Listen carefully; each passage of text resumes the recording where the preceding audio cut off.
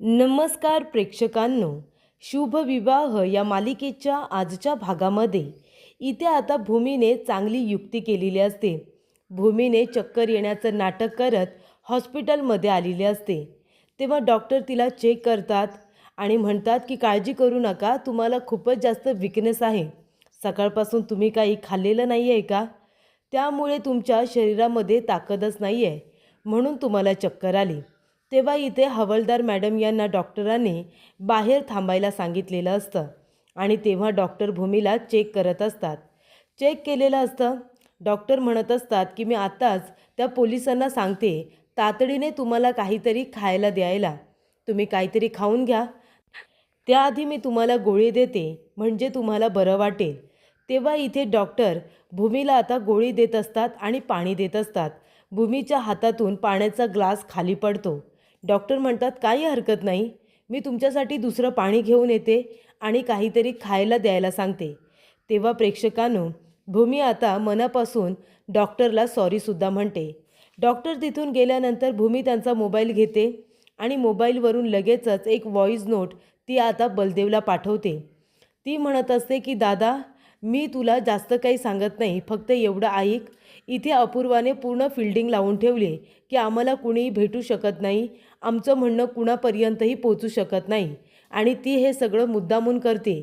तेव्हा तू एक काम कर, लवकरात लवकर काहीही करून आम्हाला भेट आणि येताना एक ब्लँक बॉन्ड पेपर घेऊन ये, असं आता भूमीने मेसेज केलेला असतो. तेव्हा त्या ठिकाणी अपूर्वा असते. बलदेवच्या मोबाईलवरती मेसेज आल्यानंतर ती चेक करायला जातच असते. तेवढ्यात तिथे बलदेव येतो आणि म्हणतो, काय गं अपूर्वा, काय झालं? तेव्हा अपूर्वा म्हणते, काही नाही बलदेव, तुझ्या मोबाईलवरती कुणाचा तरी मेसेज आला आहे, ते बघतच होते, घे तूच बघ. आणि तेवढ्यातच आता बलदेव ती व्हॉईस नोट बघणार असतो. पण तेव्हा अपूर्वाला इथे फोन येतो पौर्णिमाचा. अपूर्वा म्हणते, पौर्णिमाचा फोन? ती म्हणते, हा बोल पौर्णिमा. तेव्हा पौर्णिमा म्हणते की तू लवकरात लवकर माझ्या रूममध्ये ये. तेव्हा प्रेक्षकांनो, इथे आता अपूर्वा पौर्णिमाच्या रूममध्ये गेलेली असते. ती म्हणते, बलदेव मी आलेच हा. आणि ती गेल्यानंतर बलदेव ती व्हॉईस नोट आता सुरू करतो.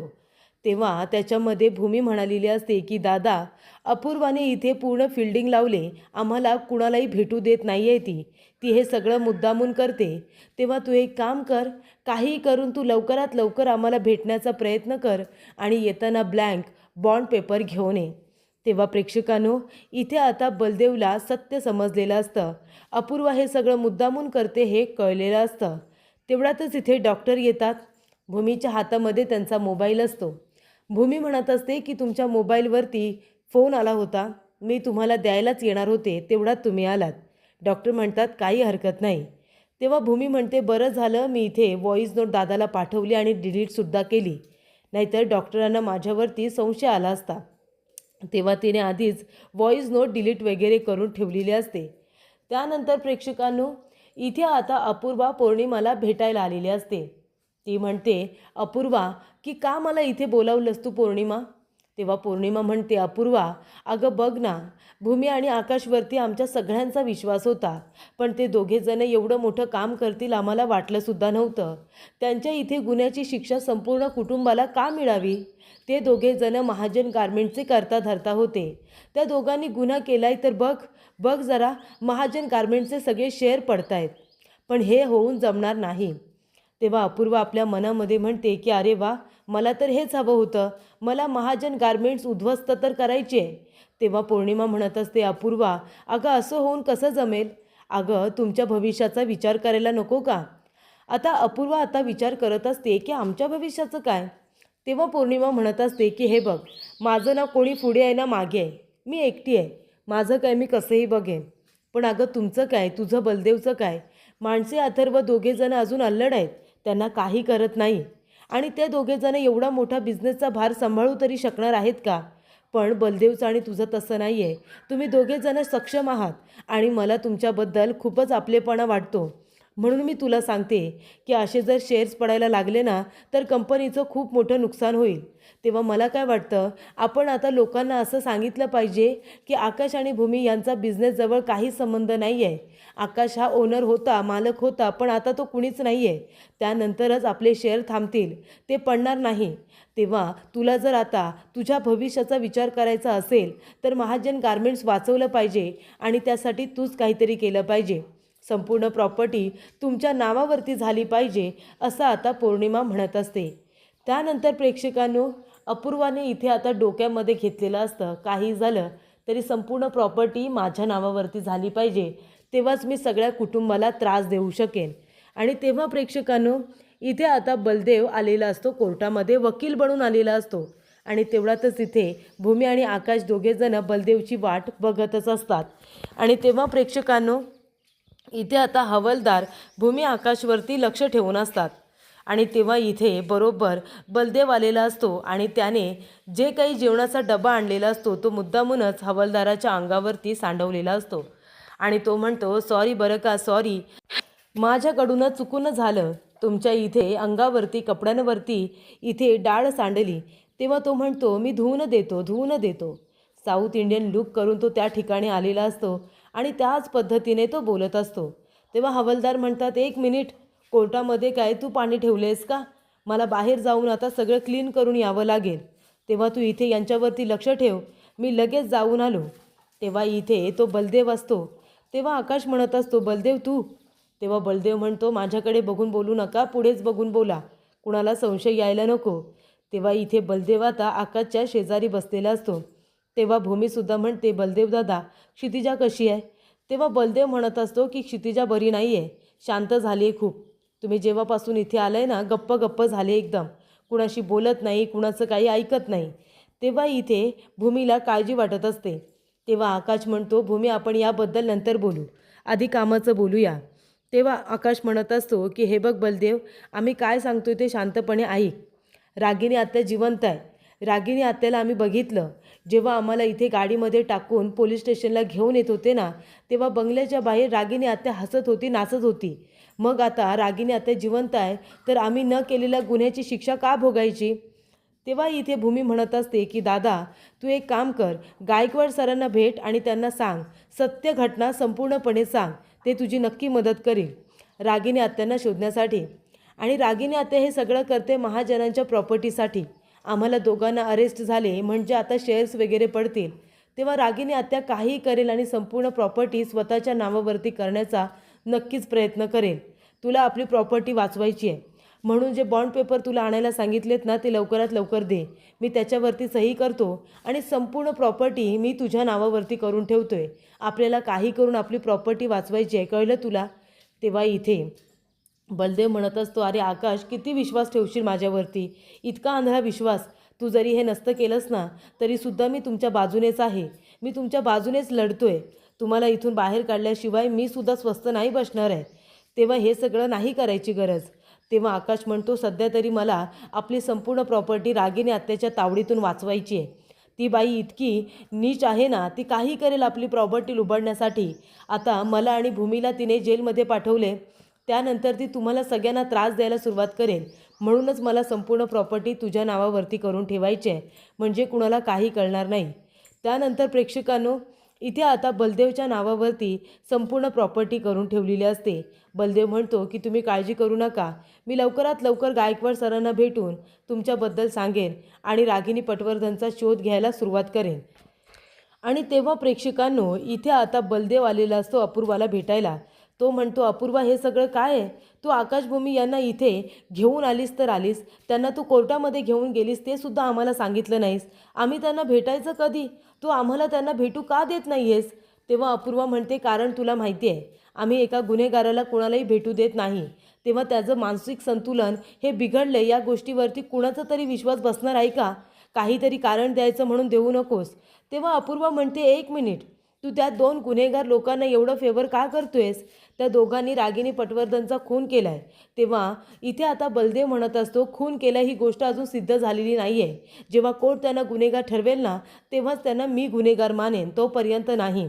तेव्हा अपूर्वा म्हणते, अच्छा, म्हणजे तुला माझ्यावरती, माझ्या इथे शोधावरती, तपासावरती तुला संशय आहे, माझ्यावरती विश्वास नाही आहे तुला, मी खोटं बोलते, त्यांना खोटं बोलून फसवते, असं म्हणायचं आहे का तुला? तेव्हा बलदेव म्हणतो, मी असं म्हणालो का? पण तरीसुद्धा तू त्यांना आधीच गुन्हेगार ठरवून का मोकळी होतेस? हे काम कोर्टाचं आहे ना, ते त्यांनाच करू दे. तू आधीच काही बोलू नकोस त्यांच्या विरोधात. आणि महत्त्वाची गोष्ट म्हणजे रागिनी पटवर्धन जिवंत आहे असं त्यांचं म्हणणं आहे, तर तू का विश्वास ठेवत नाही आहेस? तेव्हा ती अपूर्वा म्हणते की 1 मिनिट, तू असं कसं म्हणालास की रागिनी पटवर्धन जिवंत आहे? तुला कोणी सांगितलं? तेव्हा बलदेव म्हणतो, कारण मला माहिती आहे रागिनी पटवर्धन किती आतल्या गाठीची बाई आहे तुला नाही माहिती. स्वतः इथे मरणाचं नाटक करेल, स्वतः इथे DNA टेस्ट मॅनेज करेल. मला माहिती आहे ना सगळं. ती हे करूच शकते. याआधीसुद्धा तिने असे डावपेच खूप खेळलेत आकाशभूमीला फसवण्यासाठी. तेव्हा मी म्हणतोय तुला अपूर्वा, रागिनी पटवर्धनचा शोध घ्यायला सुरुवात कर. भूमी आकाशने काहीसुद्धा केलेलं नाही आहे, कळलं तुला? तेव्हा इथे अपूर्वा म्हणते की मला दुसरीसुद्धा कामं आहेत, मी तुझ्याजवळ बोलण्यात माझा वेळ वाया घालवणार नाही. आणि तेव्हा प्रेक्षकांनो, इथे आता भूमी आणि आकाश दोघेजणं जेवणाच्या लाईनीला उभे राहिलेले असतात. त्यांच्यासाठी जे जेवण असतं ते खूपच जास्त वाईट असतं प्रेक्षकांनो. आता जेलमध्ये राहणाऱ्या लोकांना चांगलं चुंगलं कसं काय मिळणार? पण जे काही दिलं जातं आहे सरकारकडून, त्यांना जे काही 2 घासाचं जेवण दिलं जातं आहे ते थोडंसं चवदार असलं तरीसुद्धा काही बिघडणार नाही. पण इथे आता भूमी आकाशला तर मुद्दामून टार्गेट केलं जातं आहे, म्हणजे त्यांना दिलेलं जेवण तर अजूनच वाईट. तेव्हा इथे भूमी म्हणते की आकाश, मला क्षितिजाची काळजी वाटते रे. बघ ना, ती गप्प गप्प आहे, कुणाशी काही बोलत नाही आहे, मला टेन्शन आले. तेव्हा आकाश म्हणत असतो की आपल्याला क्षितिजासाठी, आपल्या कुटुंबासाठी आता जेवावं लागणार आहे, कारण आपल्याला जिवंत राहायचं आहे, त्यांच्यासाठी आपल्याला लढायचं आहे. रागिनी पटवर्धनला जिंकू द्यायचं नाही आहे आपल्याला. तेव्हा आकाश म्हणतो, भूमी अगं हे जेवण बघ ना किती वाईट आहे, आपण हे कसं खाणार आहोत?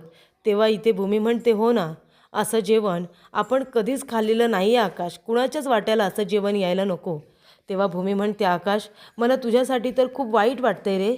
तू तुझ्या आयुष्यात, उभ्या आयुष्यात असं कधीही खाल्लं नसशील, बघितलंसुद्धा नसशील, आणि ते जेवण तुला इथे खावं लागतंय. आकाश म्हणतो, काही हरकत नाही, आपण खाऊया, कारण आपल्याला काही करून आपल्याला जिवंत राहायचं आहे आणि रागिनी पटवर्धनला जिंकू द्यायचं नाही आहे. आणि तेव्हा प्रेक्षकांनो, भूमी आकाश दोघेजण आता खूप इमोशनल झालेले असतात. त्यांच्या वाट्याला जे हे दिवस आलेले असतात, म्हणजे जेव्हापासून भूमी आकाशचं लग्न झाले तेव्हापासून प्रेक्षकांनो, रागिनी पटवर्धन एक दिवससुद्धा त्यांना सुखाने जगू देत नाही आहे. तेव्हा इथे भूमीला त्या गोष्टीचं वाईट वाटत असतं. दोघेही खायला सुरुवात करतात आणि पहिलाच घास त्यांच्या तोंडातून फिरतो. त्यांना खूपच जास्त घाण लागतो, म्हणून ते पाणी प्यायला जातात, तर पाणीसुद्धा न पिण्यासारखं असतं. आणि हे सगळं रागिनीने, हे सगळं अपूर्वाने मुद्दामून केलेलं असतं. तेव्हा ते म्हणत असतात की नको, हे जेवणच नको आणि पाणीसुद्धा नको. दोघेही इथे आता ताटाला नमस्कार करून तो ताट आता पुढे सरकवतात. दोघेही जेवत नाही. तेव्हा प्रेक्षकांनो, इथे आता भूमी म्हणत असते की असं जेवण जेवण्यापेक्षा न जेवलेलं बरं. तेव्हा प्रेक्षकांनो, इथे आता बलदेव आलेला असतो. तो म्हणतो की काही करून मला आकाश आणि भूमीजवळ मेसेज पोचवायचा आहे. म्हणजे मी गायकवाड सरांना भेटायला गेलो होतो, पण गायकवाड सर काही कामानिमित्त हे परदेशात गेलेत. ही बातमी आता एका कैद्याकडे मी पाठवली आहे. भूमी आकाशला ही बातमी तो देईल ना? तेव्हा प्रेक्षकांनो, भूमी आकाश नळावरती हात धुवायला आलेले असतात. तेव्हा तिथे एक कैदी येतो आणि म्हणत असतो, काय रे, माझी केस तर गायकवाड सरांकडे होती ना, सुटणार होतो मी आता, पण गायकवाड सर काही दिवसांसाठी परदेशात गेलेत, ते कधी परत येतील काय माहिती. आणि हे बोलणं आता कैद्याने मुद्दामून भूमी आकाशसमोर जोरात बोललेलं असतं, जेणेकरून बलदेवचा मेसेज त्यांच्यापर्यंत पोचला जाईल. तेव्हा इथे आकाशभूमी एकमेकांच्या तोंडाकडे बघतात आणि हा मेसेज त्यांच्यासाठीच आहे हे त्यांना आता कळलेलं असतं. तेव्हा प्रेक्षकांनो, पुढील भागामध्ये इथे आता अपूर्वा म्हणत असते की चला, आता संपूर्ण प्रॉपर्टी बलदेवच्या नावावरती आहे ना, इन्शुरन्सचा बहाणा करते आणि संपूर्ण प्रॉपर्टी माझ्या नावावरती करून घेते. त्यानंतर प्रेक्षकांनो, आकाश म्हणत असतो की भूमी, इथे आता आकाशभूमीने मस्त निर्णय घेतलेला असतो. आकाश म्हणत असतो की आपण एक काम करूया, या धूपवाटीमध्ये हे टाकूया, सगळीकडे धूर होईल, सगळेजण इथे नाकातोंडावरती हात घेतील आणि तेव्हाच आपण इथून पळून जाऊया, चालेल ना? तेव्हा भूमी म्हणते, ठीक आहे, ठरल्याप्रमाणे इथे आता धूपवाटीमध्ये त्यांनी काहीतरी मिक्स केलेलं असतं, ज्याच्यामुळे सगळीकडे हवा तेवढा धूर होतो, सगळ्यांना त्रास होतो. तेव्हा त्या धुरामधून भूमी आकाश लगेचच पळ काढत असतात, पळून जात असतात. तेवढ्यातच इथे बलदेव म्हणत असतो की माझी महत्त्वाची मीटिंग आहे, पण आधी पटापट सह्या करतो आणि मग मी निघून जातो. तेव्हा इथे आता बलदेव सह्या करायला आलेला असतो. तेव्हा इथे अपूर्वा एक एक पान आता उघडा करत असते आणि पटापट बलदेवला सह्या करायला सांगत असते. बलदेवने प्रॉपर्टीच्या पेपरवरती सह्या केलेल्या असतात आणि त्या आता संपूर्ण प्रॉपर्टी अपूर्वाला देण्यात आलेली असते. तेव्हा इथे बलदेवला माहिती नव्हतं की अपूर्वा नक्की काय डाव खेळते. तेव्हा इथे भूमी आकाश दोघेजणं पळून जात असताना हवालदार आता त्याच्या समोर आलेले असतात. पण इथे भूमी आणि आकाश स्वतःला निर्दोष सिद्ध करण्यासाठी तिथून पळून जाणार हे मात्र नक्की.